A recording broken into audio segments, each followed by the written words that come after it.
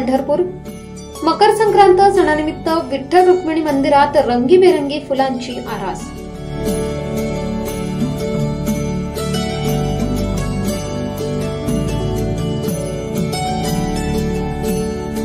वर्षभरातील विविध सण उत्सवा दिवशी श्री विठ्ठल रुक्मिणी मंदिरात आकर्षक व मनमोहक सजावट केली जाते।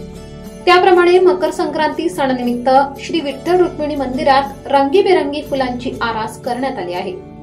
त्यामध्ये गाभारा, चार खांबी, नामदेव पायरी येथील भाग सजावटीने आकर्षक व मनमोहक दिसत आहे।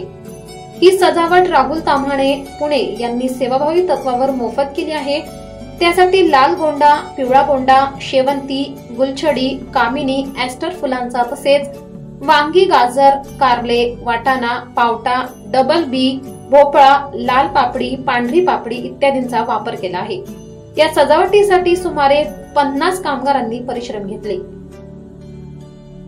MG news Pandharpur.